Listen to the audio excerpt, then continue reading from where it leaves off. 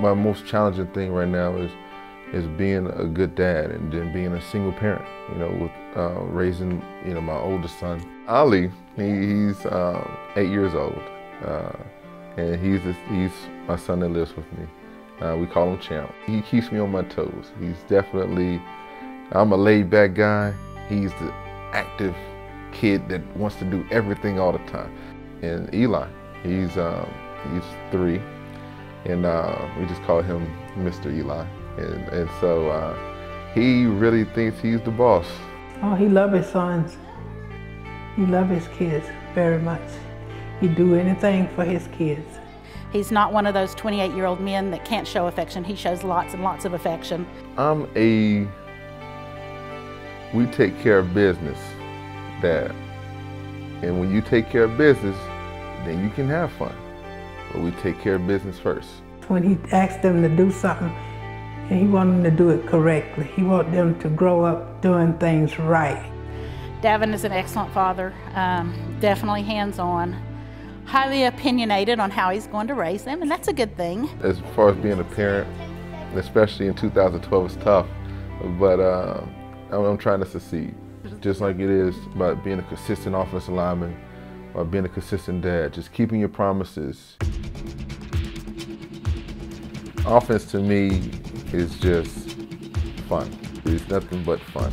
It's just always being consistent of making your blocks and getting to your guy and finding a way to win. Finding a way to win without touching the ball. The challenge of being an offensive lineman is if the run game don't work, it's the O-line's fault. If the quarterback's getting under pressure, it's the O-line's fault. If nobody ever says the receivers aren't getting open. People say the offensive line isn't giving enough time to pass the ball. To me, the fun part of football is the pounding. The part that people don't know or understand the most about being offensive lineman is we do all the hitting. That's the fun part. We know exactly where the ball's supposed to go. We know exactly when the ball's supposed to be snapped, and we get that first step in before defensive linemen do. It's fun to tee off on guys, and that's probably the most gratifying thing is a pancake block. And people know about this stuff now. It's a pancake block and finish a guy. And to definitely, when you get to the point of putting guys on the ground, which is hard on this level, the joy is just ecstatic. And we still get excited about. It sounds so simple, putting the guy on the ground.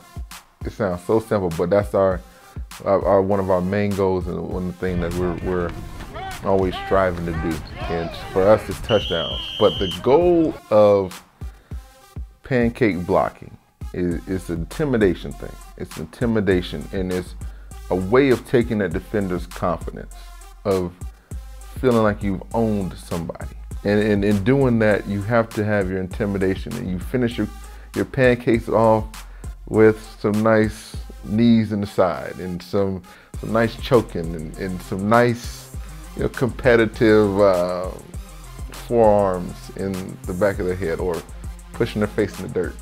And so that's what we do. That's our world of just intimidation, and we call it owning the line of scrimmage. Foundation started really in May of 2011. What we're trying to do is basically give back to some of the programs, athletic programs and performing arts programs in public schools and community-based clubs. The pride in those programs just aren't there. And it's because they don't have any support. And so with budgets that are always getting cut and the programs are really getting cut short, we're trying to raise awareness and give assistance. He's a very humble guy. He's a very easygoing person and pretty straightforward and direct about what he wants. I want to give the tools necessary to some of the schools in the Tampa area, of course back home in Hallandale, to uplift these programs. It may have come from his upbringing, just not being able to have everything he wanted or not being able to have the ability or the access or the resources to it. So being able to help others is in the position that he's in now is what probably drives him. The goal is to support it in a fashion where the community can take over and they can have pride and put energy into some of these programs. I can't do it alone.